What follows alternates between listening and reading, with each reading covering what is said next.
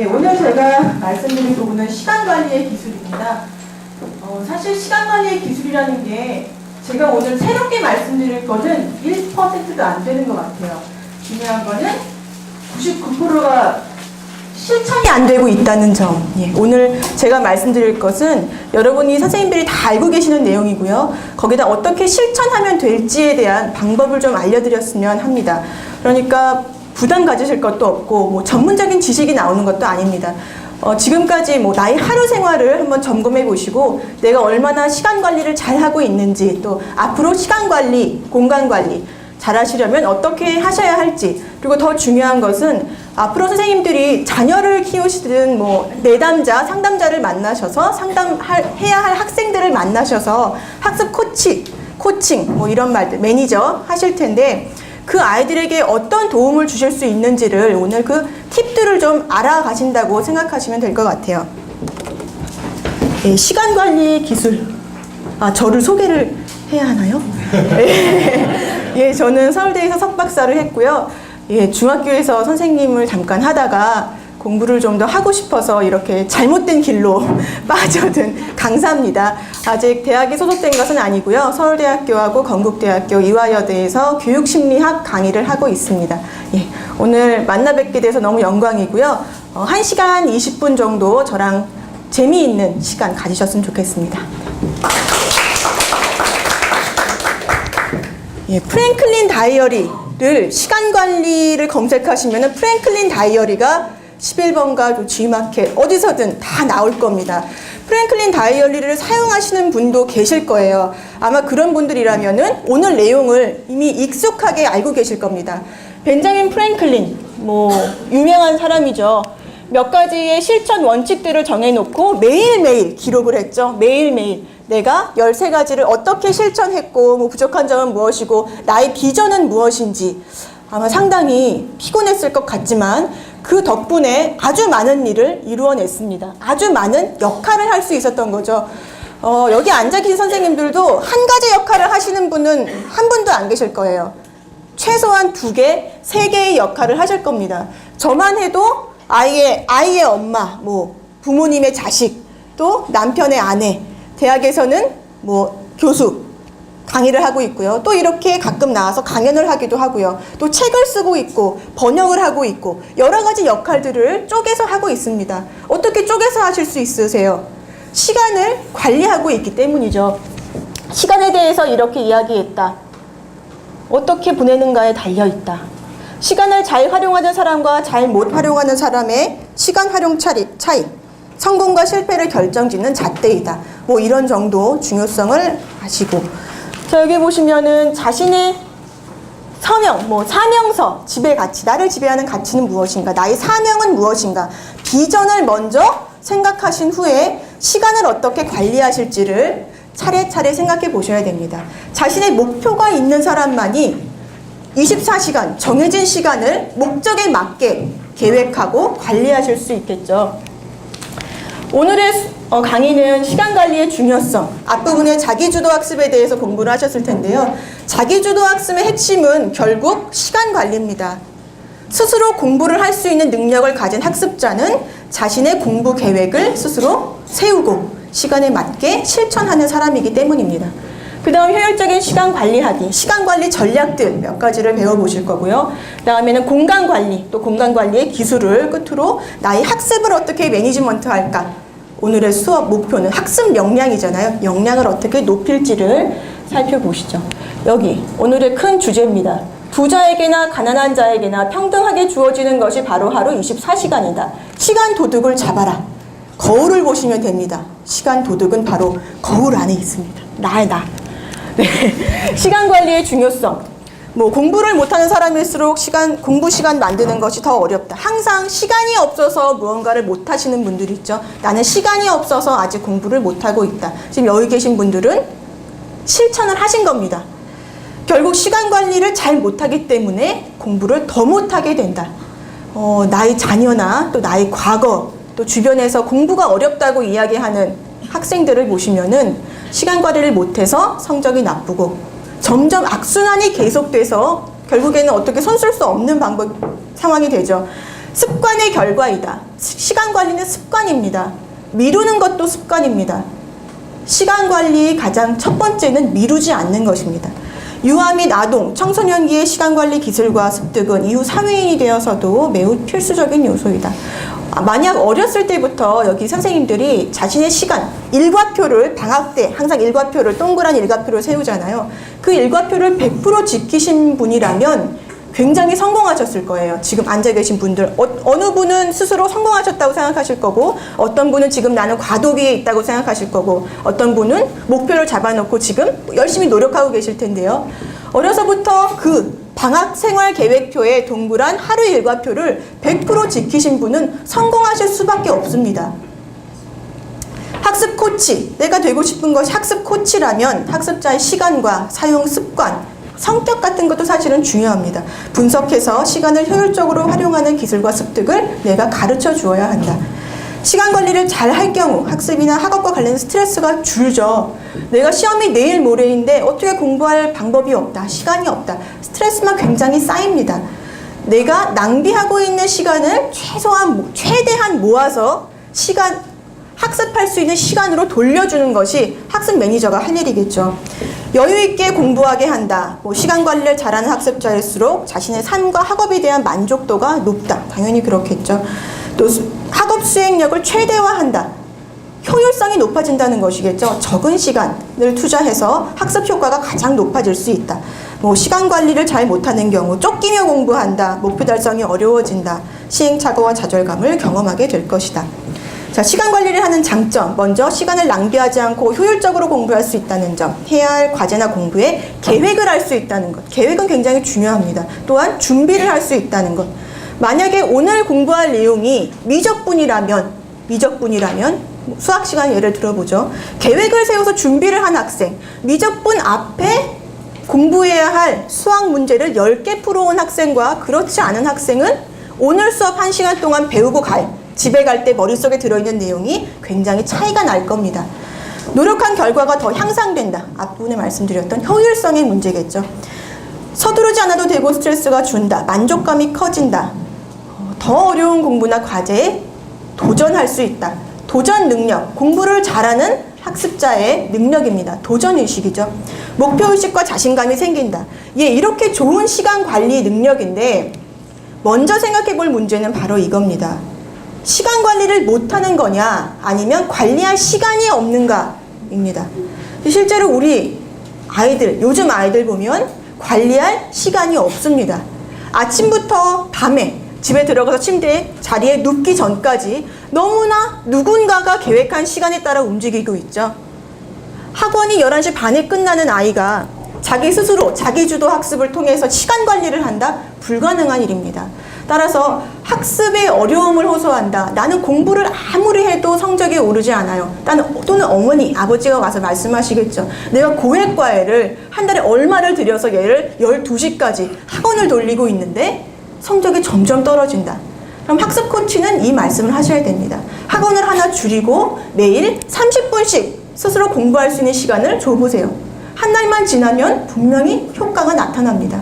따라서 시간 관리를 가르쳐 주기 전에 정말 관리할 시간이 있는지 학습자를 확인을 해보셔야 됩니다. 물론 여기 계신 분들은 스스로 공부를 선택하셨기 때문에 관리할 시간이 많으실 거예요. 그렇죠? 하지만 초중 고등학교에 다니는 학습자들은 다르겠죠. 부모의 과도한 학습 욕구로 인해서 지쳐버린 아이, 공부를 안 하는 것이 아니라 할 시간이 정말 없어서 못하는 것이다. 시간 관리 방법을 모르는 것이 아니다. 스스로 학습하는 학습량, 자기주도 학습을 할 시간이 절대적으로 부족한 아이. 우리는 공부할 시간을 먼저 만들어주고 그 다음에 시간 관리 방법을 알려줘야 한다. 자, 효과적인 시간 관리의 의미는 자신에게 주어진 학습이나 과제, 역할에 대한 실수가 없다. 목표를 달성하는 것이다. 또 시간 관리를 효과적으로 하기 위한 요건들을 몇 가지 살펴보시겠습니다. 먼저 마음가짐. 지금 대학 공부를 하고 계시고 또 고등학생, 중학생 학교를 다니고 있는데 그 친구들은 아직 직장 생활을 안 해본 친구들은 이 얘기를 잘 이해를 못할 거예요. 대학을 직장처럼 생각해라. 스스로 대학생들은 스스로 공부할 수 있는 시간이 그냥 제공되어 있습니다. 자기 스스로 관리하고 자기 스스로 성과를 인정받지 않으면 안 되죠. 근데 직장인은 다릅니다. 정해진 시간 규칙적으로 생활을 해야 하고 또 자신이 성과를 성취해서 위에 있는 상관에게 인정을 받아야 하고 또 승진의 욕구를 가지고 끊임없이 노력을 해야 합니다. 만약에 가정생활을 직장처럼 하신다면 아마 더 이해가 빠르실 것 같아요. 제가 만약에 저희 연구소의 실장님에게 하는 것처럼 제 아버지에게 한다면 정말 사랑받는 딸이 될 겁니다. 하지만 아마 물어보시겠죠. 뭐 잘못 먹었냐? 네가 왜 이러냐? 뭐 지금껏 이러지 않다가. 마찬가지입니다. 왜 밖에서는 열심히고 잘하고 규칙적으로 윗상사의 눈치를 보며 열심히 생활하는데 가정에서는 또 스스로 공부하는 시간에는 이렇게 느슨해지고 목표를 상실하게 되는 것일까? 자, 사용 시간을 기록한다.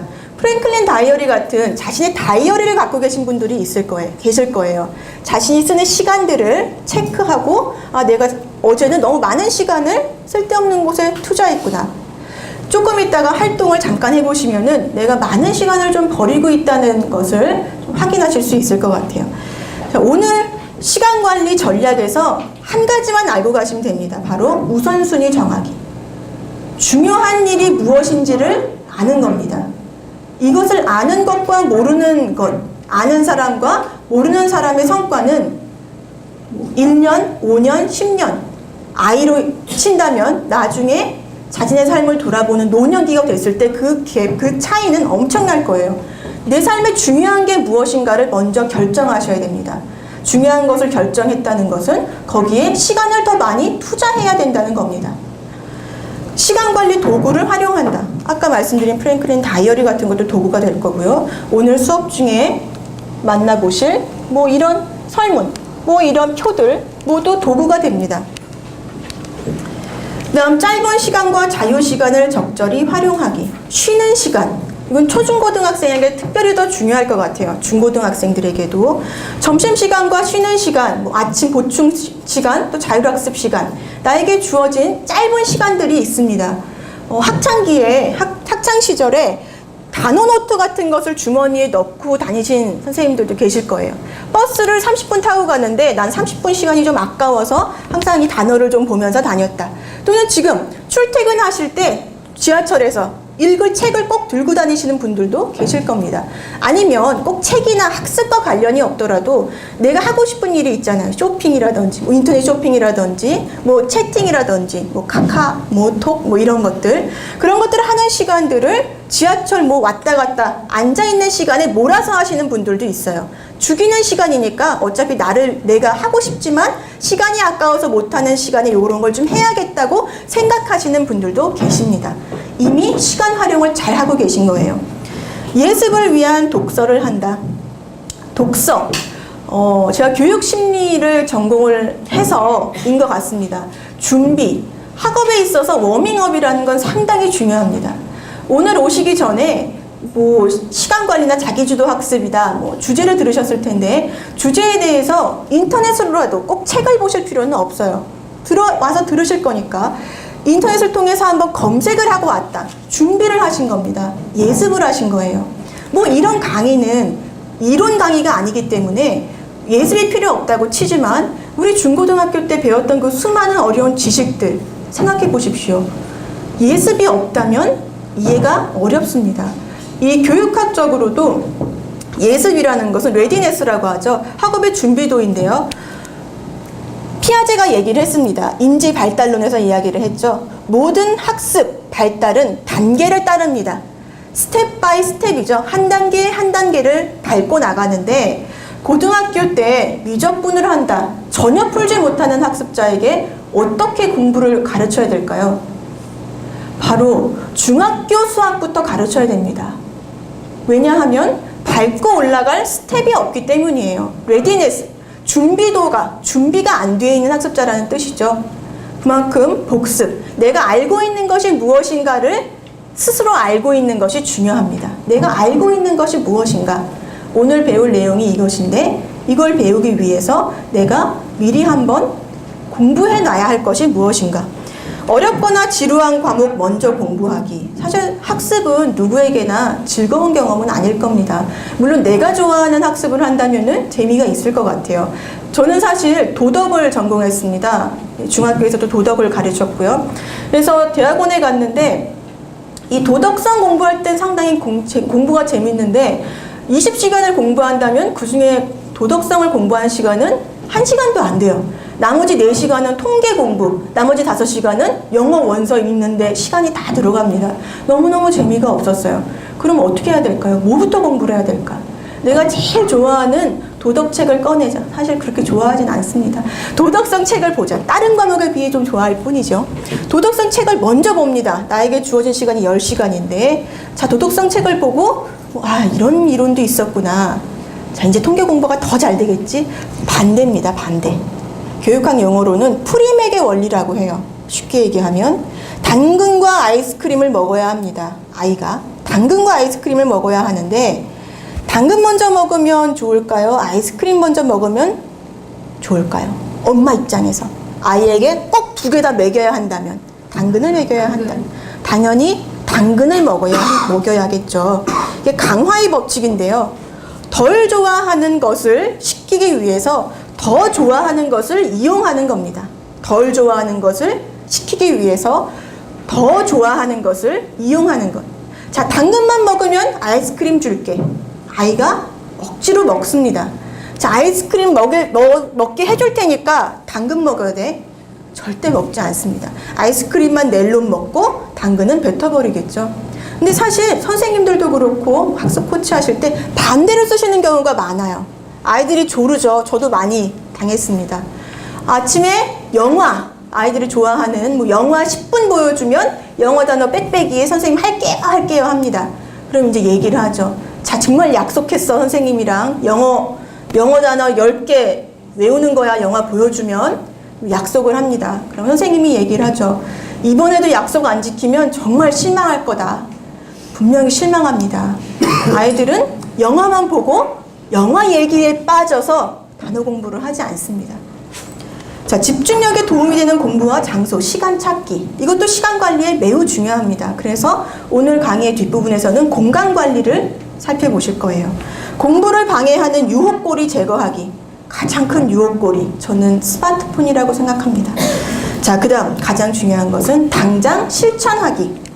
실천은 누가 알려드릴 수 있는 것은 아닙니다. 정말 내 스스로 내가 하는 겁니다. 자, 무라카미 하루키, 상실의 시대 작가. 상실의 시대라는 소설은 들어보셨을 거예요. 읽지 않으셨어도 저는 안 읽었습니다.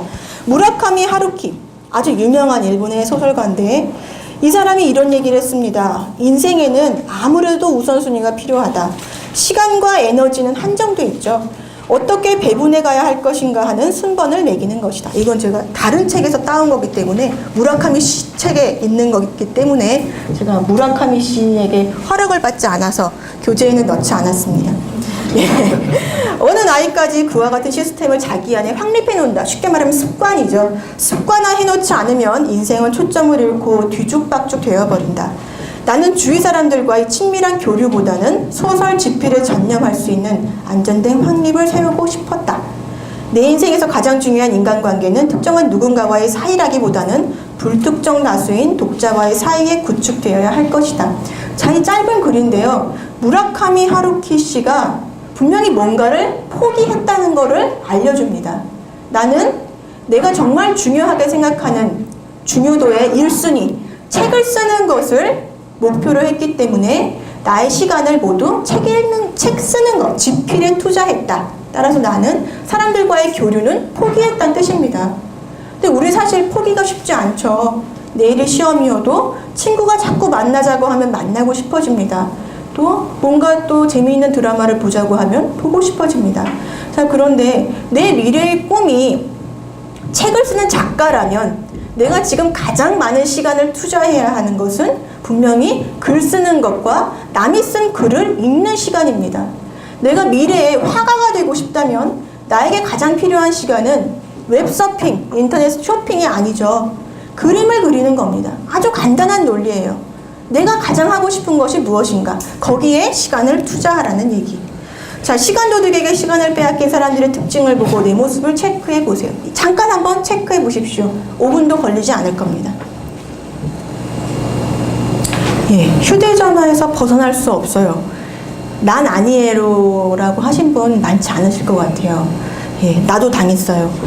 인터넷 쇼핑이나 게임, 또 기사, 막 선정적인 문구의 기사들 유혹에 또 넘어갔어요. 나도 모르게 클릭을 하고 있죠. 결정적인 순간 필요한 물건을 찾을 수 없어요. 저는 항상 당하고 있습니다. 병원에 가기가 두려워서 계속 미루고 있어요. 이것은 저는 아니에요. 저는 병원을 좋아합니다. 요금을 내지 않아 연체료를 낸 적이 있어요. 자주 냅니다. 연체료를 낼 때는 숨겨놓죠. 남편이 보지 못하게. 예, 어디부터 청소해야 할지 모르겠어요. 저는 잘 압니다. 집이 좁기 때문에.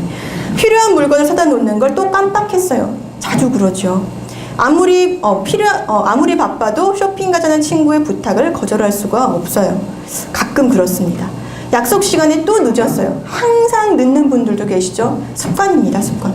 마감 시간이 임박하지 않으면 일이 잘 되지 않아요. 10번에 나도 당했어요 하신 분 계십니까? 예. 제가 아주 이 증상의 말기 환자입니다. 예. 집안일은 해도 티가 나지 않죠. 이건 원래 불변의 법칙입니다. 이것은 어머님들 또 여성분 집안에 청소 담당하신 분들을 다 그렇게 생각하실 거예요. 거절을 하는 것이 어렵고 서툴러요. 사실 이 부분은 성격적인 부분도 있습니다. 나는 워낙에 거절을 못하는 성격이다 하시는 분들도 있을 거예요. 그러면 이런 분들은 나를 위한 시간보다 남을 위한 시간을 더 중요하게 생각하시는 겁니다. 그러신가요? 자, 무슨 일이든지 나 혼자 해결하는 게 속이 편해요. 아마도 여러 사람들과의 관계 속에서 약속을 많이 놓쳤거나 시간을 함께 내 시간을 내 계획대로 사용하는 것에 익숙치 않은 분들이 14번에 그렇다고 말씀하실 수도 있겠어요. 자, 시간 도둑이 가장 좋아하는 것, 미루기, 게으름입니다. 스스로 중요하지 않은 일에 시간을 할애하느라 언제나 시간이 부족한 건 아닐까. 자, 이제 시간 도둑을 잡아봐야 합니다. 내 안에 있는 도둑이죠. 멀리서 잡을 것이 없습니다. 시간 도둑 잡는 방법, 내가 일상적으로 하는 일들을 모두 찾아서 적어본다. 단, 시간을 많이 할애하는 일의 순서대로 적는다. 먼저 1번과 2번 한번 해보시는데요. 제가 예를 먼저 좀 보여드릴게요. 갑자기 생각하자고 하면 생각이 잘 안 나실 수도 있습니다. 제가 아까 한번 해봤어요. 먼저 저는 내가 일상적으로 하는 일들 중요한 순서대로 써 있습니다. 아이 식사를 준비하고 먹인다. 보통 1시간을 먹습니다. 예, 정말 길게 먹어요. 반은 뱉으면서 다시 주워 먹었다가 소인지 가끔 의심스럽기도 합니다. 너무 오래 먹습니다. 하루에 3끼를 먹기 때문에 최소 3시간입니다. 먹이는데 1시간씩 3시간이 걸린다. 누구를 위한 시간인가요? 결코 저를 위한 시간은 아니에요. 딸을 위한 시간이다. 하지만 별은 4개 이상 매우 중요합니다. 저에게 있어서는 아이를 먹고 씻기는 게 저에겐 지금 1순위입니다. 그 다음 순위, 제가 하는 강의를 준비한다. 강의가 일주일에 2번 있으니까 5시간씩 필요하다. 자, 그런데 이런 게 헷갈려요. 누구를 위한 시간인가요? 강의를 듣는 애들을 위한 시간일까? 걔들 별로 안 좋아하던데. 그럼 나를 위한 시간일까? 나라고 딱히 궁금해서 물음표를 해놨습니다. 책을 집필한다. 아주 중요한 일이지만 급한 일은 아닙니다. 이따가 일의 우선순위에서 생각을 해볼 문제인데요. 책을 집필하는 것. 하루에 3시간은 이제 앞으로 써야 한다. 누굴 위한 것일까? 사실 저를 위한 거죠. 저를 위한 건데 쓸 때는 모든 사람을 원망하게 됩니다. 그래서 일단은 물음표. 매일을 아침에 일어나면 메일 체크를 하면서 커피를 마신다. 단 20분의 시간이지만 나를 위한 시간이다. 별 10개. 아주 중요한 시간입니다. 왜냐하면 이 시간이 없으면 아이 밥도 못 먹이고요. 강의 준비도 못하고요. 책도 못 쓰고 아무것도 할 수 없어요. 이 시간만큼은 매우 중요하다. 자, 인터넷으로 장을 본다. 직접 제가 가서 슈퍼에 가서 장을 보면 시간이 굉장히 많이 들더라고요. 돈도 많이 들고. 그래서 저는 꼭 인터넷으로 장을 봅니다. 모마트에서 체크를 하면 돈도 줄일 수 있고 시간도 굉장히 절약돼요. 30분. 가족을 위한 일이다. 별은 나름대로 중요하니까 2개 정도. 자, 카카오 스토리에 답글 달기. 하는 시간이 2시간. 굉장히 시간이 많이 듭니다. 모든 소통을 이곳에서 하고 있어요. 심지어 남편과의 대화도 이곳에서 하고 있습니다. 만나면 말을 하지 않아요. 그냥 뭐 이렇게 얘기합니다. 올린 걸 봤어? 못 봤는데 그거 봐. 그렇게 얘기를 하죠. 그럼 보고 그곳에 댓글을 올립니다. 뭐 부산으로 여행 갈까? 돈 아깝게 무슨 그래 그럼 안 가는 거지? 이게 대화입니다. 자, 2시간 정도 든다. 누구를 위한 시간인가? 사실 나를 위한 시간인가? 곰곰이 따져보면 나를 위한 시간은 아닌 것 같아요. 그곳에서 시간 보내고 있는, 잡담하고 있는 친구들, 아는 사람들을 위한 시간이죠. 마지막, 인터넷 쇼핑몰 구경하기. 30분 정도? 절대 사진 않습니다. 근데 구경만 해요. 왜? 글쎄 모르겠어요. 저도 그 심정을 모르겠는데 한 2시간 제가 열심히 뭐 일을 하고 나면 꼭 30분 정도 옷을 구경합니다. 사진 않아요. 저도 잘 모르겠어요. 자, 누구를 위한 시간인가요? 사실 제가 이 수업을 준비하면서 제가 많이 깨달았습니다. 아, 내가 참 쓸데없는 시간을 보내고 있구나. 그래서 맨날 글 쓸 시간이 없고 아이랑 놀아줄 시간이 없다고 불평하는구나. 자, 요렇게 예를 보여드렸습니다. 지금부터 한 8분 정도 짧게 한번 적어보셨으면 좋겠습니다. 좀 구체적으로 내가 하는 일 중에 중요하게 생각하는 일 적어보시고요. 자, 누구를 위한 시간인가요? 이거 상당히 중요한 질문입니다. 자, 일의 우선순위를 매기시는데 중요한 것은 첫 번째가 얼마나 중요한 것인가입니다. 별이 몇 개 붙은 일인가? 그 다음에는 누구를 위한 일인가를 생각해 보시면 되겠습니다. 사실 저는 그 곽윤정 교수님이랑 교육 프로그램 개발을 많이 했습니다.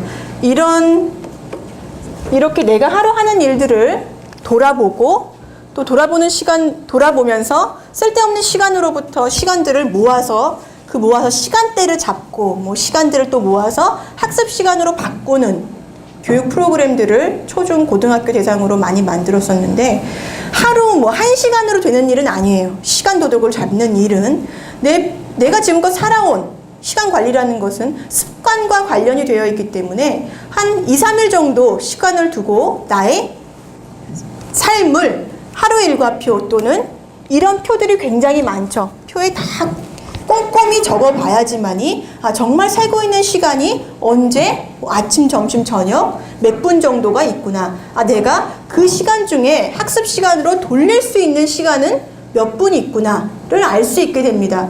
만약에 초등학생 같은 경우에 밤 11시부터 12시까지 TV를 보는 습관을 갖고 있다, 또는 게임을 하는 습관을 갖고 있다면 그 습관을 없애줘야겠죠. 돌아보니까 네가 학습 역량이 충분히 발현되지 못한 이유는 요 밤에 네가 이렇게 시간을 잘못 쓰고 있기 때문에 하루 종일 피곤한 것이다. 자, 그 다음에 11시부터 12시까지 게임을 하지 말고 이 시간에 공부를 해라 라는 처방은 불가능하죠. 그 시간은 자야 되는 겁니다. 그렇기 때문에 자투리 시간, 쓸모없이 버려지는 시간을 찾았다고 해서 모든 시간을 학습 시간으로 돌릴 수는 없습니다. 그 중에 학습 시간으로 돌릴 수 있는 시간도 많지는 않을 거예요. 자, 이렇게 아주 많은 시간, 또 스텝 바이 스텝을 거쳐서 학습 시간을 찾아내야 하는데 오늘은 일단 버려지는 시간들을 빨리빨리 한번 찾아볼게요. 자, 가장 중요한 사람과 가장 중요한 일이 원의 중심에 놓여지게 됩니다. 여기서는 첫 번째, 두 번째 것만 한번 해볼게요. 원의 가장 중심에 지금의 내 삶에서 가장 많은 시간을 할애하고 싶은 사람들을 적으세요. 우리는 너무 지금 학습에 초점을 맞출 필요는 없겠죠. 내가 하루 일과를 하는 데 있어서 뭐 공부에 너무 초점을 맞추진 말아 보시고 사람과의 관계 속에서 벌어지는 시간들을 한번 찾아볼게요. 앞부분에 표에서 중요도 표시를 하셨고 누구를 위한 시간인가요? 라는 질문을 했는데요. 여기서 나를 위한 시간이 얼마나 있는지 한번 생각해 보셨을 거예요. 자, 여기서는 가장 중요한 사람을 가장 중앙에 있는 원에다가 한번 놔 보십시오. 내 삶에 있어서 가장 중요한 사람, 가장 중요한 일은 요 다음번. 먼저 가장 중요한 사람부터 생각해 보겠습니다.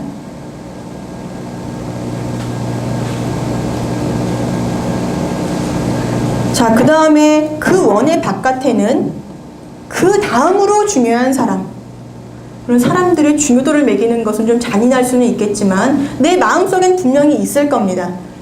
내가 지금 가장 중요하게 생각하는 사람을 원의 중앙에 놓으시고요. 점점 원의 바깥 부분에는 덜 중요한 사람, 시간을 덜 보내도 되는 사람을 적어보세요.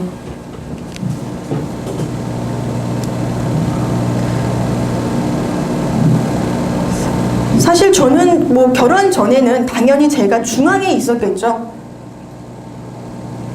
어떤 사람이든 마찬가지일 것입니다. 가정을 꾸리기 전에는 세상의 시간, 나에게 주어진 시간은 나의 것입니다. 그렇지만 책임들이 생기면서 또 직장을 갖고 나에게 역할이 주어지면서부터 이 중앙원에서 나는 점점 멀어지게 돼 있어요. 자, 그러면 사람들을 한번 적어보셨으면요, 내 위치도 한번 정해보세요. 나는 어디쯤 위치하면 좋을까요? 원의 가장 중간, 그 다음 원, 마지막 원.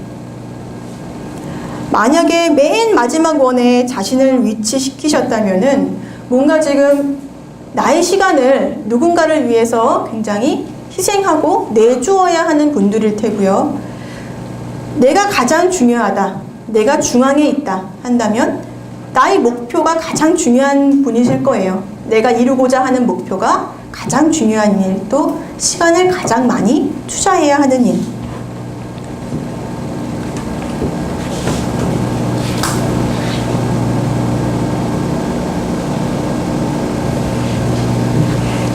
자, 앞에 있는 표를 다시 한번 생각해 보시면은요, 내가 원의 중심에 둔 사람이 있을 겁니다. 요 안에. 자, 이 별표를 한번 보세요. 그 사람에게 내가 별을 가장 많이 주었나? 또는 원에 있지도 않은 원의 맨 가장자리 부분에 있는 사람에게 별표를 너무 많이 준 건 아닌가? 비교해 보시는 겁니다. 더블 체크죠. 아, 정말 중요한 사람, 정말 중요한 일에 내가 중요하다는 별을 주었는가? 다시 말하면 인식하고 있는가입니다. 제대로 인지하고 있는가? 내가 이 상황에서 가장 중요한 사람과 가장 중요한 일이 무엇인가를 인지하고 있는가? 자, 영향력의 원 가장 바깥에 있는 일들로 인해 내 시간을 도둑맞았던 것은 아닌지 생각해 봅시다. 중요한 별 표시를 했던 것이 원의 중심에 있는지를 확인해 봅시다. 원의 가장 중심에 있는 이들이 소중한 일, 급한 일을 결정할 때의 규칙입니다. 현재 내 삶의 가장 중심에 있는 사람과 일들을 우선으로 우선순위를 정하게 될 것입니다. 자, 우선순위를 정하는 데는 아주 자세한 스텝들을 밟으셔야 돼요. 왜냐하면 우선순위를 정한다는 것은 삶의 목표를 정하신다는 겁니다. 이 뒤에 보시면 목표 관리 전략이 있죠. 목표를 정한다. 목표를 정했다는 것은 시간을 투자할 것이라는 뜻. 자, 효율적인 시간 관리하기, 우선순위 정하기. 이제부터 일의 우선순위를 본격적으로 정해보실 겁니다. 일이 우선순위를 정할 때 할 일과 시간을 정해서 계획하면 효과적인 시간 관리가 된다. 학습자의 미루는 습관을 고치고 시간 관리 기술을 코칭하기 위해서는 분명히 우선순위 정하기를 활용해야 한다. 자, 빌 클린턴, 모든 것을 다 할 수는 없다. 중요한 것부터 체크해라. 중요한 것 중에서 또다시 그 중요도를 세분화하는 작업이 필요하다. 어차피 정해진 시간 안에 모든 업무를 마치지 못할 거라면 중요한 일부터 하는 것이 합리적이다. 지금 몇몇 사람들이 한 명언들이 나오고 있는데요. 공통적인 것은 그 사람들이 전 세계적으로 성공한 사람들이라는 겁니다.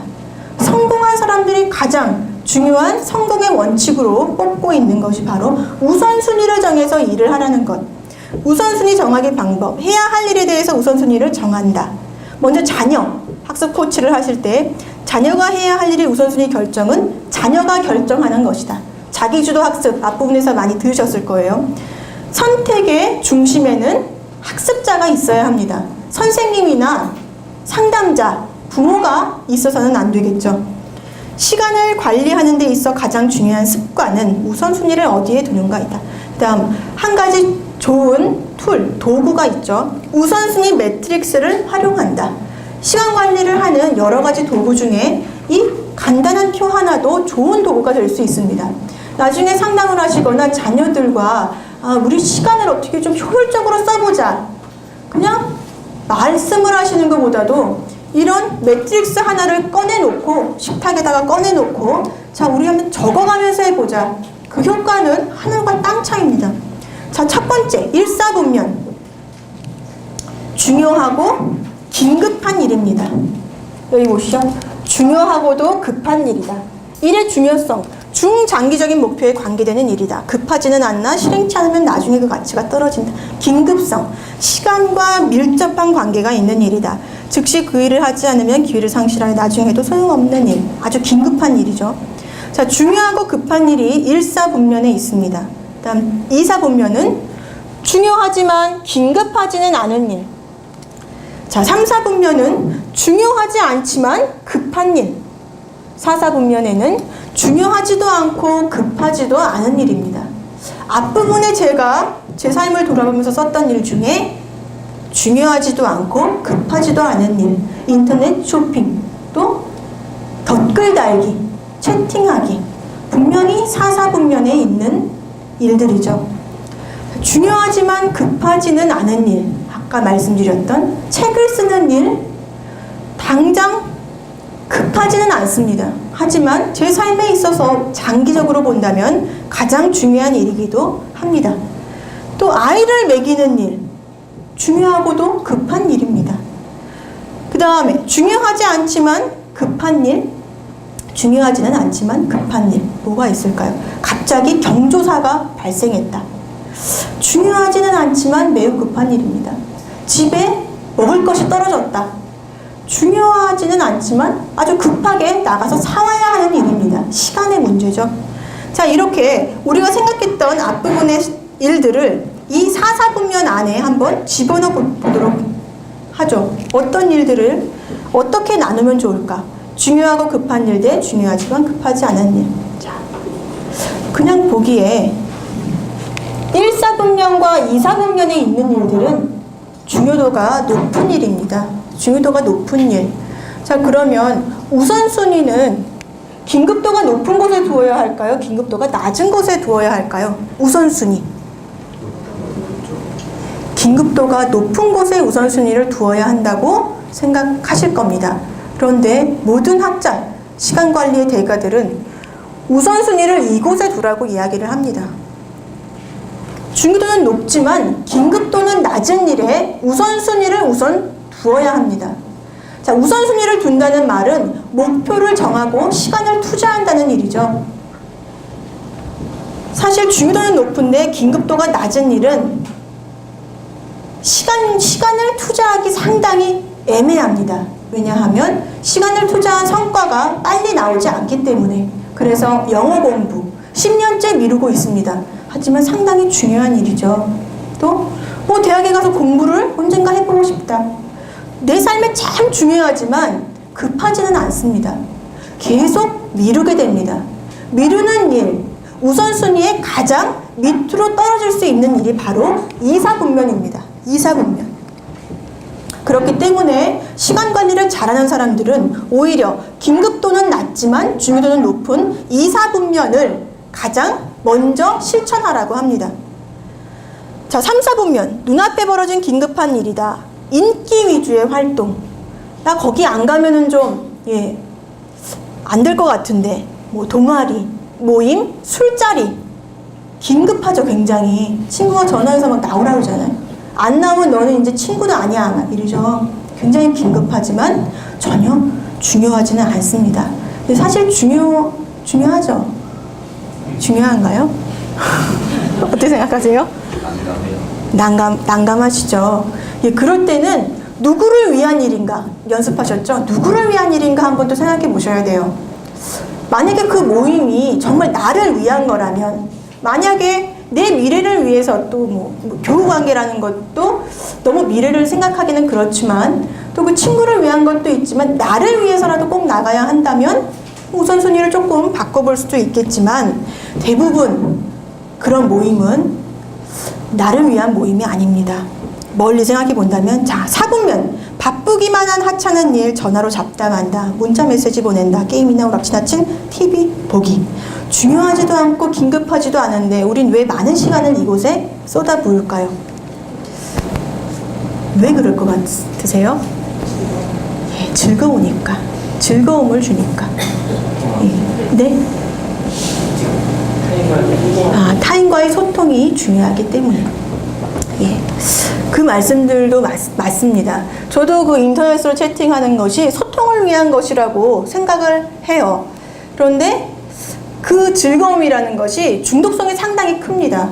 학문이 주는 즐거움, 또 공부를 통해서 내가 얻고자 하는 것을 하기 위해서 이렇게 차근차근 밟아 나가는 즐거움은 바로바로 오지를 않는다는 단점이 있어요. 그러니까 다시 말해서 열매는 달고 인내는 쓰다, 뭐 이런 말이 있죠. 기다려야 됩니다.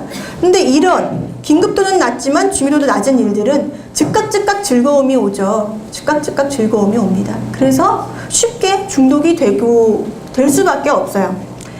자, 우리가 지금 더 중요하게 생각해야 될 것, 우선순위를 정해야 할 것은 이사국면에 있다는 것만 알아두시면 될 것 같습니다. 시간 관리를 위한 계획표를 사용한다. 시간표 및 계획표를 짠다. 중학교, 고등학교 때 지겹게 짜셨을 거예요. 시간표, 계획표. 중요한 것은 실천하는 것.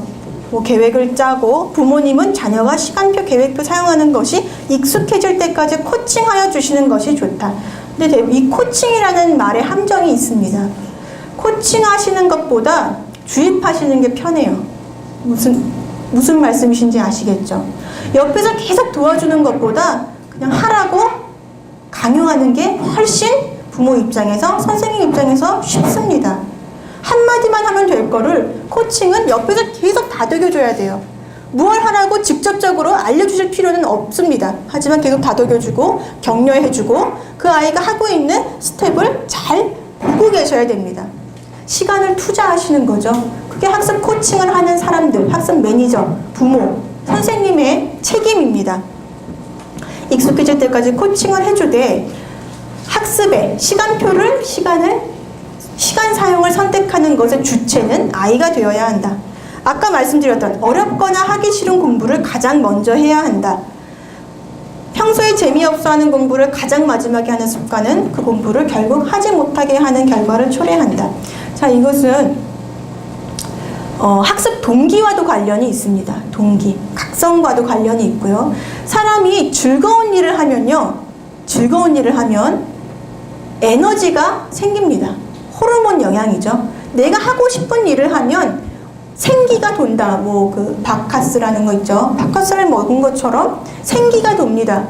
내가 하기 싫은 일을 하면 힘이 빠져버립니다. 내가 하기 싫은 일을 하면. 자, 그럼 어떻게 해야 될까? 평소에 재미없어 하는 공부를 마지막에 하면 이미 나는 에너지를 많이 소진해 버렸습니다. 앞부분에서 즐거운 공부를 하느라고. 공부를 할 때는 막 몰입을 하기 때문에, 즐거운 공부를 할 때는 몰입을 하기 때문에 나의 모든 에너지를 나도 모르게 쏟아냅니다. 몰입이라고 하죠. 플로우라고 하죠. 몰입한 후에 사람은 뇌를 쉬어줘야 됩니다. 각성 상태가 오래 유지되었기 때문에 쉬어줘야 해요. 하루 이틀 정도를 잠을 안 자고 바카스만으로 버티고 잠을 안 자고 각성 상태를 유지하셨다고 생각해 보세요. 내가 정말 좋아하는 일을 하기 위해서 나는 각성 상태를 2시간, 이틀 동안 유지했습니다. 그런 다음에 내가 가장 싫어하는 일을 3일째 되는 날 한다고 생각해 보세요. 집안 청소, 밀린 빨래. 힘이 남아있지 않습니다. 힘이 남아있지 않겠죠. 반대로 돌리셔야겠죠. 내가 싫어하는 과목을 내가 에너지가 가장 높을 때 먼저 하시고 에너지가 떨어져 있을 때, 힘들 때 즐거운 과목을 하면 인간의 몸에서 바카스가 나온다는 것. 적절한 시간을 배분한다. 몇 시간 동안 계속해서 학습을 하는 것보다 1시간 공부, 1분 휴식은 안 되겠죠. 10분 정도는 쉬어야 합니다. 10분 휴식 정도로 적당하게 시간 배분을 하는 것이 좋다. 빌 게이츠 같은 사람은 한 달에 2주 정도 아무런 한 달은 아니겠네요. 1사분기에 분기별로 2주 정도 누구와도 인연을 끊고 핸드폰도 꺼놓고 사라졌다 나타난다고 합니다. 2주 동안은 아무도 없는 곳에서 생각만 하고 온다고 그래요. 아이디어만 생각하고 온다고 합니다. 그 사람에게는 1사분기 동안 각성되어 있던 시간을 완전히 내려놓고 뇌의 근육들을, 말로 하자면 뇌의 근육들을 이완시키고 편안하게 해주는 시간이 필요한 거겠죠. 당연히 몸의 컨디션도 좋아질 뿐만 아니라 그럴 때에 좋은 아이디어가 생성됩니다. 자녀의 집중 시간을 고려해서 공부 시간 패턴을 정하는 것이 바람직하다. 자, 옛날도 아니죠. 한 6, 7년 전에 아침형 인간이라는 책이 굉장히 유행을 했습니다. 아침형 인간. 그 책이 한 2, 3년 동안 굉장히 인기를 얻고 아침형 인간에 대한 책이 많이 나오다가 결국 나온 것이 저녁형 인간이었어요. 그런 책이 나왔습니다. 제가 기다리던 책이에요. 저녁형 인간. 누구나 아침형 인간은 아니라는 겁니다.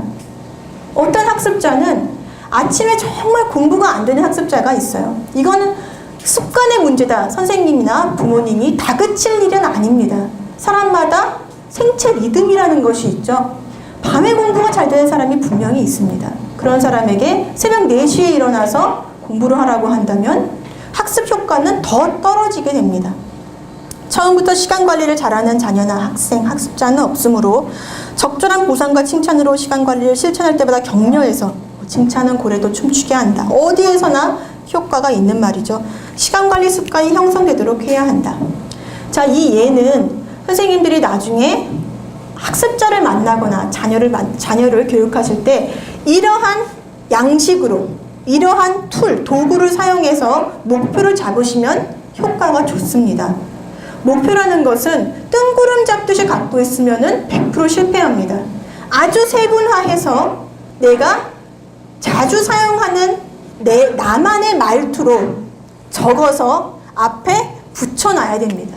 눈에 잘 보이는 곳에 자성예언, 자기 암시라고 하죠. 나에게 계속 보이는 곳에 나의 목표를 적어놔야 돼요. 자, 목표 관리 전략. 대학생에게 목표 관리 전략을 한번 가르치는 코치를 해보신다고 해보세요. 예를 줘야겠죠. 항상 예가 중요합니다. 그냥 이런 표를 하나 주고 자, 7가지 적어봐. 못 적습니다. 자, 권성만의 제 인생의 이 대학 생활 중에 있던 20가지 대학을 졸업한 학생들이 후배들에게 추천해주고 싶은 일이래요. 절친한 친구 사귀기, 동아리에 가입해서 활동하기, 배낭여행 다녀오기, 외국어 습득하기, 장학금 타기, 연애하기 아주 중요하죠.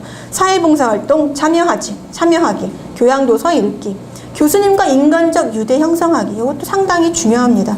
아르바이트에서 저축하기, 3학년이 되기 전에 졸업 후 진로를 정하기. 자, 대학생들이 다 알 것 같죠? 20가지.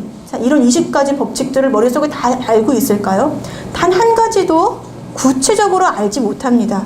일주일 이상 완전히 쉬어보기, 부모님과 진솔한 대화하기, 개인기 만들기. 나중에 취직해서 상당히 중요한 능력이죠. 개인기. 심신수련법. 50명 이상의 청중 앞에서 10분 이상 발표해보기. 한 달 이상 매일 일기 써보기. 미래를 설계하는 자서전 써보기. 자, 후배들에게, 정말 사랑하는 후배들에게 이러한 일들을 권장해 주었다고 합니다. 자, 20가지를 참조해서 내가 대학생활에서 꼭 이루고 싶은 목표를 찾아보세요. 대학생활 시절에 꼭 해보고 싶은 일이나 이루고 싶은 것이 무엇인가요? 저희가 실제로 대학생의 학습 역량 코칭을 하기 위해서 개발한 프로그램 중에 한 파트예요. 자, 이렇게 예를 주었을 때 물론 이거보다 많이 있죠. 목표를 정하고 실천하는 것들이. 자, 그럼 학생들이 20가지 안에서 한 3, 4가지를 찾고요. 또 자기가 생각했던 것 중에 한 2, 3가지를 적습니다. 자, 그런 다음에 인간은 현실적이어야 되죠. 실현 가능성을 적어요. 너 스스로 생각하기에 이게 몇 %나 될 것 같냐. 자, 아르바이트에서 저축하기. 나 꼭 해보고는 싶은데 글쎄 이게 좀 불가능할 것 같아요. 왜냐하면 저는 해보고 싶은 것 중에 첫 번째가 배낭여행 다녀오기거든요. 자, 그러면 500만 원 이상 저축한 것을 갖고 졸업하지는 못하지만 실현은 할 수 있지만 졸업은 안 돼. 자, 이렇게 실현 전략에 또 쓸 수 있겠죠. 자, 실현을 하되 나는 이것을 배낭여행에 쓰겠다. 전략에 꼼꼼하게 적어 놓습니다. 자, 학습을 위한 것이라면 이런 질문을 하면 되겠죠. 학업과 관련된 목표는 무엇입니까? 목표가 없는 사람은 없습니다. 성공적인 목표 달성 방법을 배워봅시다. 자, 먼저 장기 목표. 자, 내가 해야 될 일들을 일단 정했다면 단기 목표와 장기 목표를 구분해야 합니다. 만약에 제가 영어를 정말 잘하고 싶다는 거의 한 15년 전, 20년 전에 장기 목표를 세운 것을 단기 목표로 구체화했다면 저는 정말 영어를 잘할 것 같아요. 근데 저는 이런 프로그램을 누가 해준 적이 없었어요. 제가 그래서 더 이런 교육 프로그램을 만들면 참 스스로 만들고 막 뿌듯해하는 것 같아요. 아, 내 아이한테 이걸 꼭 한번 해봐야지 생각을 하는데, 장기 목표를 이루기 위해서는 분명히 단기 목표가 있어야 됩니다. 아주 구체적인 단기 목표. 뭘까, 단기 목표. 자, 이번 한 달 동안 토익 책 한 권을 끝낸다가 단기 목표입니다. 단기 목표. 내가 하루에 영어 단어 5개를 외운다. 이게 바로 단기 목표입니다. 장기 목표를 세운 다음에는 그 안에 밑에 들어갈 단기 목표를 최소 5가지 이상을 만들어 놓으셔야 돼요. 나는 영어 뭐 20살이 됐을 때, 30살이 됐을 때 영어를 네이티브 스피커처럼 말하는 게 목표다. 그 안에 실천할 수 있는 행동 강령은 한 단어도 없습니다. 그죠? 실천할 수 있는 단어가 없어요. 단기 목표에서 실천 목표를 정하시는 겁니다. 영어 단어 5개를 외우겠다. 그 문장 자체가 실천입니다. 실천. 필요한 역량을 확인한다. 학습 역량이라는 게 있죠. 자, 단기 목표. 내가 한 달 동안 토익 책 한 권을 풀겠다고 계획을 한다면 나에게 필요한 역량은 무엇인가? 토익 책 한 권을 풀기 위해서 나에게 필요한 역량은 이미 보케브러리 100, 토익을 위한 보케브러리 10,000, 요 책을 띄었어야 한다. 나에게 필요한 역량은 영어 단어, 어느 수준의 영어, 단어, 해석 수준, 필요한 역량들을 세분화할 수 있습니다. 또 필요한 역량 중에 하나가 또 시간 관리 역량이겠죠. 나에게 필요한 역량은 하루에 1시간 이상 영어에 투자할 수 있는 시간. 그것도 나의 역량입니다. 내가 시간을 1시간 투자할 수 있다. 자, 중요한 것 하나. 달성 예상 시기. 앞에서는 실현 가능성을 퍼센테이지로 생각해 봤습니다. 그냥 뜬구름처럼 생각했죠. 그것을 좀 더 세분화한 것이 바로 달성 예상 시기입니다. 자, 오늘이 8월 18일이라면 내가 토익 책 한 권을 끝내는 시간은 9월 20일이다. 목표를 정했습니다. 자, 이 목표가 있으면은 마음이 조급해지겠죠. 다이어리에 표시해놨고, 달력에 표시해놨고, 책상 앞에 붙여놨다. 나의 목표 달성. 신입생이라면, 대학교 신입생이라면 이런 표를 활용하는 것도 상당히 도움이 돼요. 목표 블럭을 세운다. 블럭을 세우는 겁니다. 목표를 정해놓고 전공 과목 중에 뭘 듣겠다 하고 색칠하면 블럭이 되겠죠. 까맣게 색칠한다. 아까 말씀드렸던 피아제 인지발달론의 스텝 바이 스텝처럼 내가 뭐가 되기 위해서, 무언가가 되기 위해서 이 많은 빈칸들을 하나씩 채워나가는 겁니다. 자, 이건 초등학생들에게 아주 좋은 강화 법칙이에요. 스티커죠, 스티커. 눈에 보이게 스티커를 붙여주는 것을 아이들은 상당히 좋아합니다. 눈에 보이는 목표 달성. 이 목표라는 것은 눈에 보이지 않기 때문에 우리 같은 성인은 마음속에 또는 머릿속에 목표를 세워놓고 리마인드 할 수 있죠. 아, 내가 이걸 했으니까 목표에 10% 정도 가까워졌겠다라고 생각할 수 있지만 초등학교 학습자는 머릿속으로 생각하기가 힘듭니다. 이렇게 해줘야 되겠죠. 아, 네가 이렇게 세분화된 목표를 했는데 선생님이 보니까 요거는 달성한 것 같아. 자, 스티커 붙여줄게. 이제 스티커를 보고 아이는 여기로 올라가면 되겠구나 라는 생각을 하게 됩니다. 그게 바로 학습자의 발달, 준비에 따른 교사, 또 상담자의 역할입니다. 아, 너가 여기까지 했으니까 인정해주고 격려해준다. 나의 목표 블록을 다 채울 때까지 한번 해보자. 대학교 신입생에게 대학에 처음 들어온 학습자는 학습 동기가 충분하잖아요. 학습 동기를 적극 활용한다. 자, 효율적인 시간 관리, 학습 역량 강화를 위한 팁을 드리자면 수업이 중요하다. 교과서 위주로 공부한다고 하잖아요. 또 선생님, 서울대 1등으로 들어간 학생, 인터넷 강의, 또 선생님들의 강의를 열심히 들었어요. 그런 말들. 학습 시간을 배분해라. 수업 첫 일주일은 다음 2주일 동안 배울 내용을 미리 공부하자. 성공 경험과도 관련이 있습니다. 학습을 1년이라고 본다면은 1년짜리 교육, 수학 프로그램에 들어갔다고 한다면 처음 한 달이 상당히 중요해요. 어떤 학습자가 있는데 평소에 수학을 굉장히 잘했습니다. 그래서 그 수학 올림피아드라고 생각해보죠. 올림피아드 대비반에 1년 코스로 들어갔어요. 근데 처음 한 달 동안 내주는 문제마다 다 틀립니다. 다 틀려요. 짝대기가 그어집니다. 그럼 이 아이는 앞으로 평생 수학을 못할 수도 있어요. 근데 올림피아드 반에 들어오기 전에 이 아이는 분명히 수학을 잘하는 아이였습니다. 자, 여기서 중요한 것은 실패 경험이 실제로 학습자의 학습 역량을 떨어뜨린다는 겁니다. 실패 경험. 계속 실패한 경험이 쌓이면 학습된 무력감이라고 하죠. 무력해져요. 아, 난 해도 소용없구나. 학습된 무력감에 빠진 학습자가 돼버립니다. 가장 중요한 것은 학습의 초반에 성공 경험을 많이 주는 거예요. 풀 수 있다는 용기. 아, 나는 풀었다. 풀 수 있다. 자신감을 심어주는 거죠. 그래서 수업 첫 일주일은 예습을 많이 해봐야 됩니다. 학습의 초반에 자신감을 잃고 아, 나 못하는 사람이야 라는 인식이 박혀버리면은 나머지 1년의 코스는 모두 망가져버린다. 공부하는 데 맞는 최적의 시간을 찾아보자. 이따 공간 관리를 할 때 한번 찾아보죠. 예습과 복습 시간을 계획하자. 컨디션이 좋은 시간에 어려운 일을 하자. 학기 단위의 달력을 만들자. 해야 할 일을 반드시 기한 내에 마무리 짓는다. 포기할 것은 빨리 포기하고 버릴 것은 그때그때 버린다. 중요한 것이 무엇인가, 나에게 중요한 사람이 누구인가를 생각해 보시면은 버려야 할 것이 무엇인가를 아실 거예요. 시행착오보다는 시행성공 방법을 선택한다. 시행착오로부터 배운다는 말이 있습니다. 물론 시행착오는 우리에게 아주 중요한 학습 방법이에요. 실패를 통해서 배우는 것.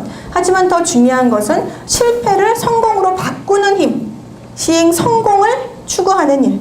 자투리 시간을 생산적으로 활용한다. 공부 시간과 휴식 시간을 철저히 구분하는 것.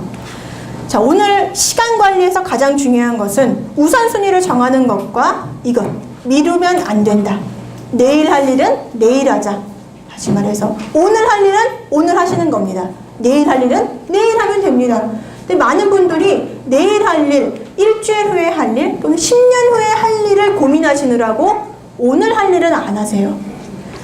만약 몸이 아파서 내일 회식이 있으니까 또 모레는 걔가 나 열받게 해서 또 글피에는 또 무슨 갑자기 일이 생겨서 라는 이유를 달았다면 하지 못할 일은 너무나 많다. 톨스토이가 한 말, 이 말이 참 좋았어요. 저는 이 책 보면서. 행복한 가정은 모두가 비슷비슷하지만 불행한 가정은 다 제각각으로 불행하다. 불행의 이유를 다 이야기하는 겁니다. 자기의 불행에 대해서. 이 말은 시간관리 측면과도 전적으로 같다. 성공한 사람은 모두가 비슷하다. 중요한 일을 했기 때문이다. 예. 제가 처음에 말씀드렸듯이 새로운 내용을 제가 말씀드리는 게 한 개도 없습니다. 그냥 중요한 일을 하면 된다는 것. 하지만 실패한 사람의 핑계는 수만 가지의 이유가 꼬리표처럼 따라 붙는다. 자, 인생에서 중요한 일을 미루고 성공하는 사람은 없다는 것. 시간 관리의 키워드는 중요한 일을 먼저 하는 것이다. 그리고 요 부분.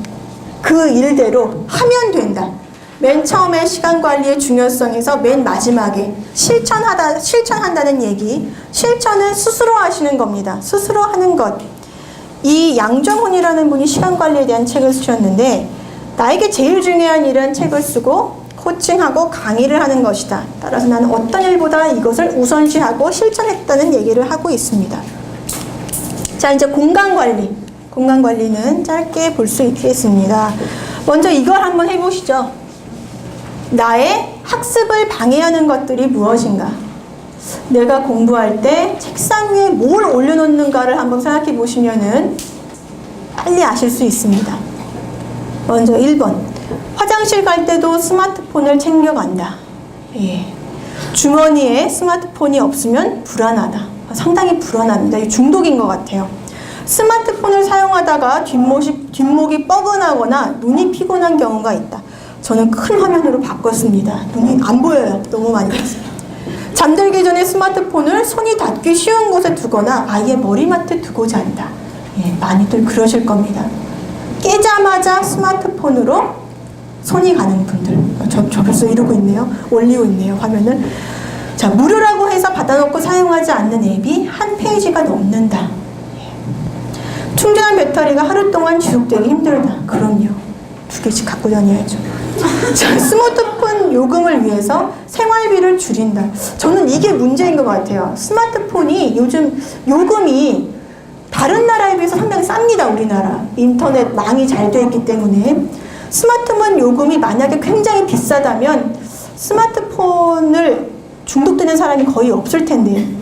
예, 어쨌든 공부하거나 수업 중에도 수시로 스마트폰을 확인한다. 예, 확인하시죠? 확인한다. 내가 있는 공간에서는 언제든 충전이 가능하도록 준비해 두었다. 저는 이 10가지 질문을 보고 야, 이건 진짜 중독자가 쓴 거다라고 생각을 했어요.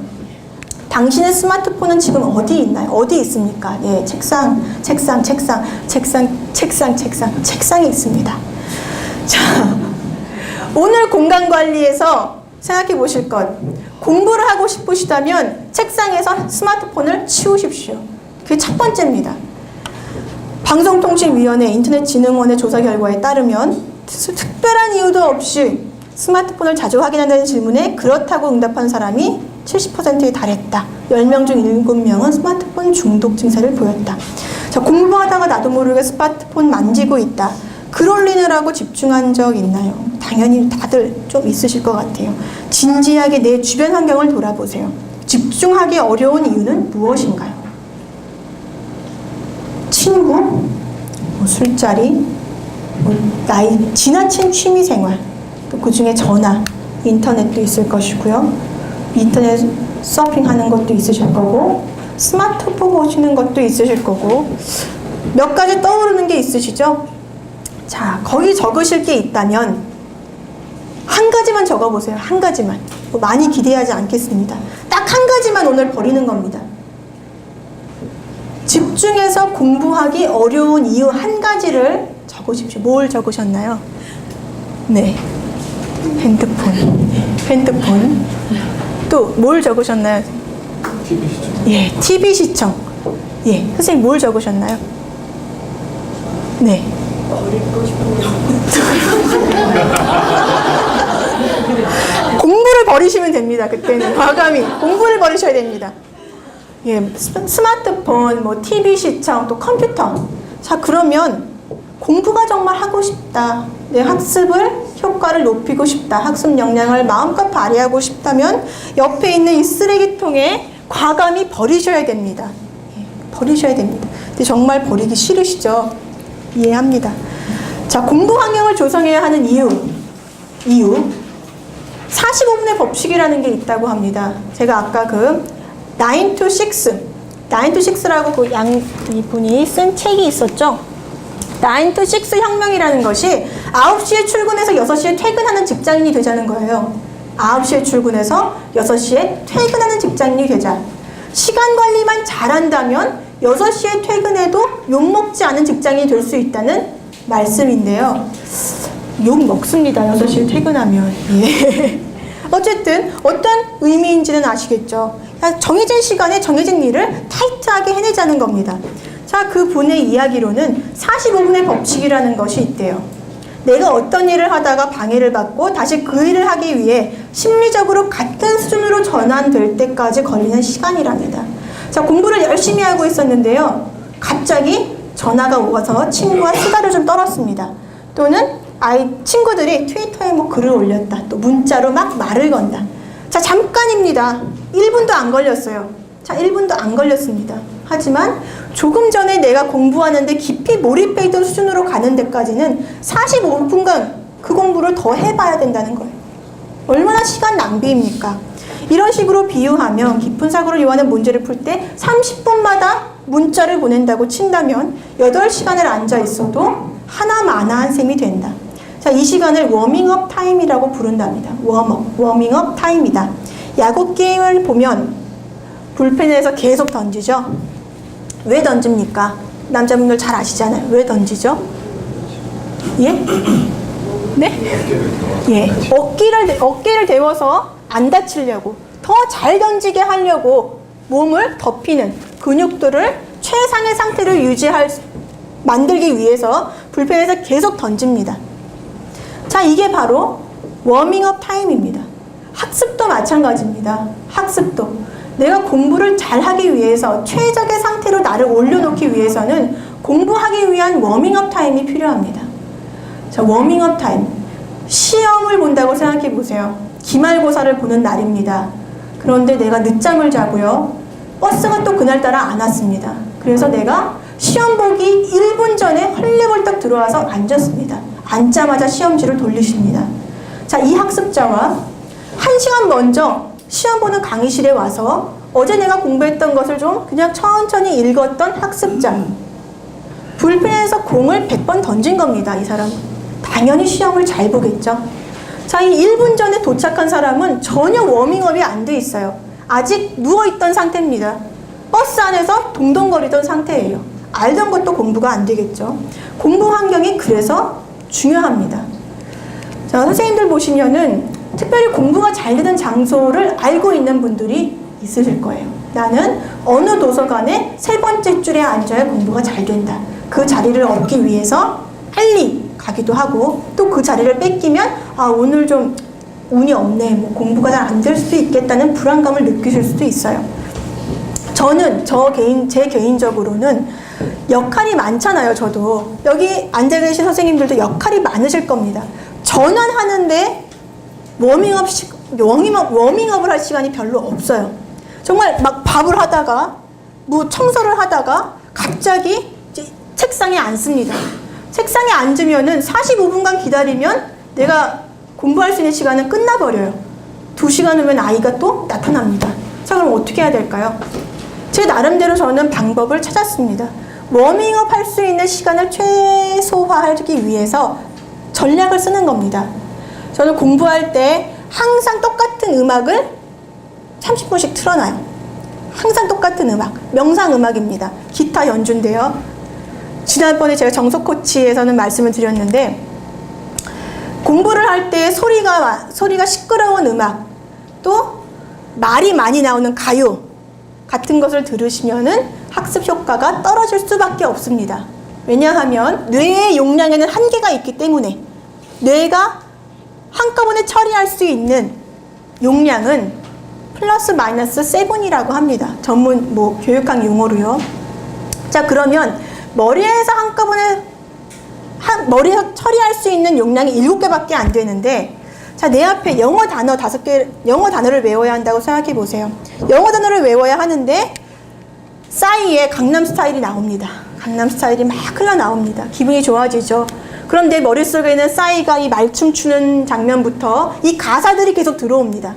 용량은 7개인데 5개의 용량을 싸이의 강남 스타일을 해석하느라고 뇌가 돌고 있어요. 자, 그러면 영어 단어를 외우는데 쓸 수 있는 뇌는 2밖에 안 남았습니다. 2밖에 안 남았어요. 학습 효과 당연히 떨어지겠죠.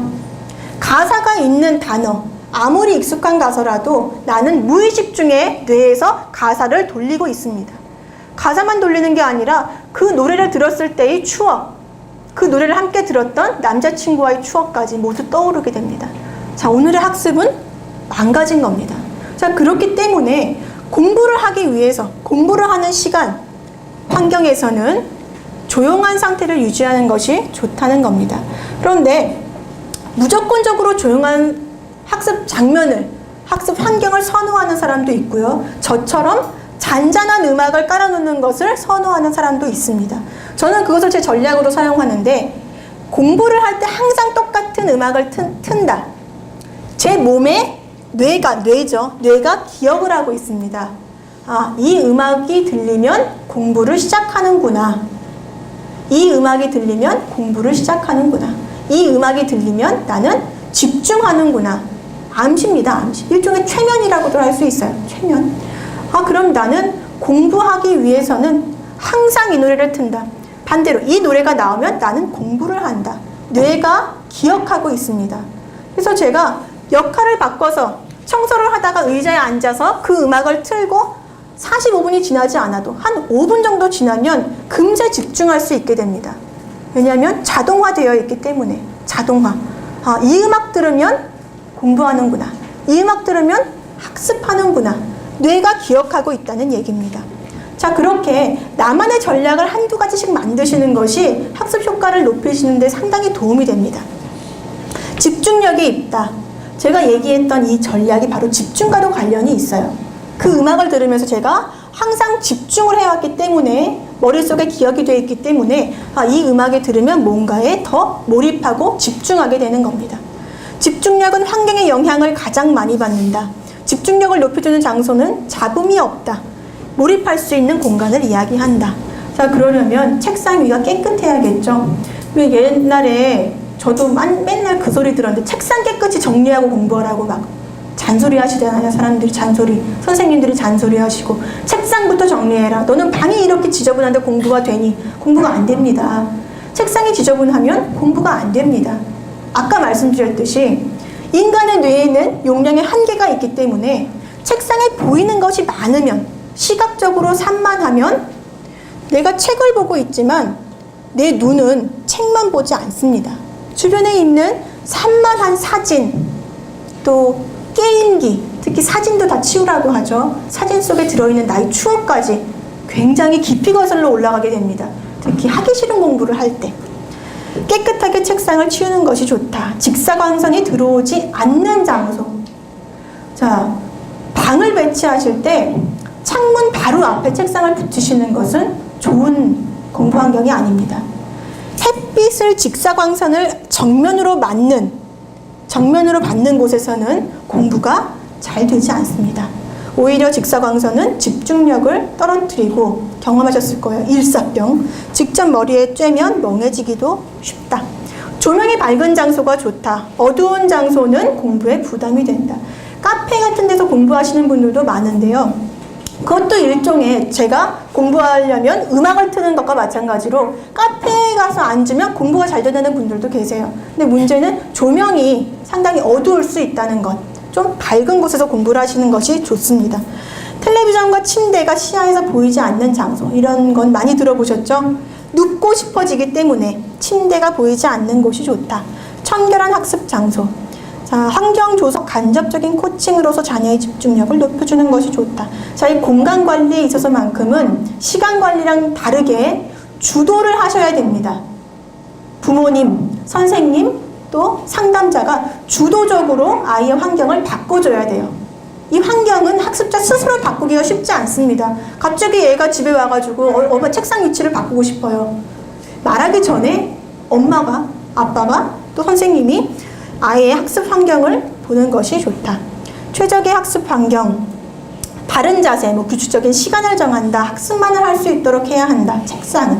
책상에서 밥도 먹고 책상에서 게임도 하고 컴퓨터도 하면 안 된다. 학습을 잘하는 아이들 책상에는 컴퓨터를 없애시는 것이 좋습니다. 컴퓨터를 다른 곳으로 옮기시는 것이 좋습니다. 최적의 학습 매체와 도움을 선택한다. 첫 번째, 중요한 문제입니다. 학습과 가장 잘 맞는 학습 매체를 선정해야 한다. 제가 아까 학습의 성격도 관련이 있다고 했는데요. 소그룹 활동을 통해서 잘 배우는 아이가 있는가 하면은 혼자 공부해야 잘 배우는 학생이 있어요. 성격적인 측면이 많습니다. 굉장히 내성적이고 혼자 생각하는 것을 좋아하는, 사교성이 조금 부족한 학습자에게 무작정 소그룹 학습을 정해주는 것은 좋지 않아요. 오히려 학습 능력이 떨어집니다. 이것도 뇌의 공간, 뇌의 용량과도 관련이 있어요. 공부를 하러 갔는데 이 아이는 나머지 5명의 눈치, 이 아이들과의 대화, 얘네들이 나를 어떻게 생각해야 되나, 내가 얘네들과 어떻게 어울려야 하나를 고민하는데 뇌 용량 7개 중에 7개를 다 써버려요. 자, 이런 학습자가 있다면, 스트레스를 받는 학습자가 있다면 관계로 인해서 혼자 공부할 수 있는 과제나 혼자 공부할 수 있는 환경, 차라리 인터넷 강의를 혼자 듣는 것이 훨씬 바람직합니다. 따라서 학습 코치를 하시려면은 성격 이론 연구도 많이 하셔야 돼요. 학습자의 성격, 이 아이가 어떤 성향을 가진 학습자인가도 공부를 많이 하셔야 합니다. 적절한 학습 교재를 선정한다. 이것도 마찬가지입니다. 공부의 비법, 공신, 이런 책들 많이 있죠. 공부 잘하는 학생들이 알려주는 공부의 비법, 베스트셀러다. 아무 소용이, 제 입장에선 그렇습니다. 크게 소용이 없습니다. 왜냐하면 공부하는 방법은 1000만 가지가 넘습니다. 자들 개인에게 맞는 공부 방법이 있죠. 물론 아까 목표 설정하는 그 단계들, 도구들이 있듯이 그 학습자들에게도 공부 잘하는 공부 비법을 가진 학습자들에게도 나만의 그런 도구들이 있을 거예요. 그런 것을 몇 가지 따와서 한번 해볼까는 좋지만 야, 옆집에 있던 애는 이렇게 하니까 새벽 6시에 일어나서 공부하니까 잘하더라. 너도 6시부터 일어나봐. 이것은 맞지 않습니다.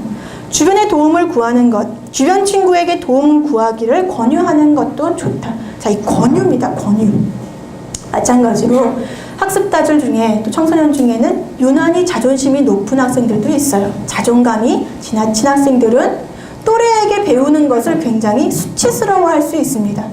또래에게 배워야 한다면 그 과목 자체에 흥미를 잃을 수도 있어요.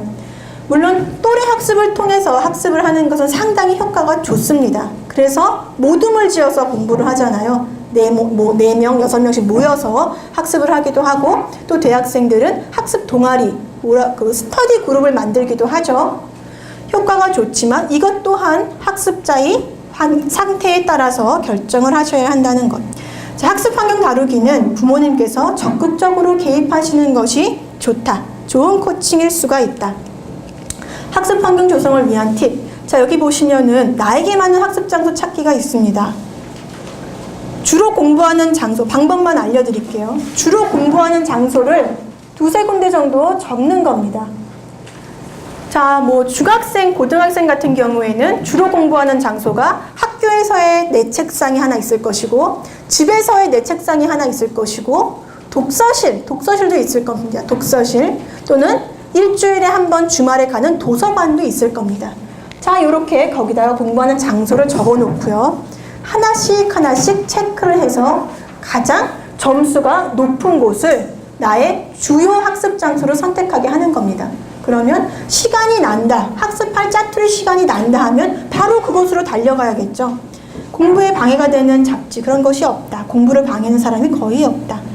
전화 벨소리, 음악소리, 말소리 없다. 주변 사람과 얘기하는 일이 없다. 내 신체 리듬에 맞게 휴식 시간과 공부 시간을 결정할 수 있다. 이곳의 책상과 의자는 편안하다. 공부할 때 경제적인 부담이 없다. 며칠간 규칙적으로 공부해 본 적이 있다. 잠깐 쉬고 다시 공부에 집중할 수 있는 환경이다. 이곳의 조명과 실내 온도는 공부하기에 적합하다. 자, 이렇게 점수를 매기면 가장 공부하기 좋은 것은 어디인가요? 나옵니다. 자, 하지만 그곳에도 분명히 단점이 있으니까 개선하기 위한 방법을 또 찾아봐야겠죠. 학습 시간, 새벽 6시부터 새벽 5시, 24시간이 놓여 있습니다. 자, 가장 좋은 방법은 자야 할 시간에 자는 것이죠. 10시부터 새벽 2시까지는 인간이 반드시 쉬어야 하는 시간이라고 합니다. 저는 주로 12시가 넘어서 자는데 그것도 저는 생체 리듬이 약간씩은 다르다고 생각을 해요. 반드시 10시에 잘 필요는 없지만 새벽 1시 넘어서 1시부터 2시, 3시 사이에는 반드시 휴식을 취하는 것이 좋다고 합니다.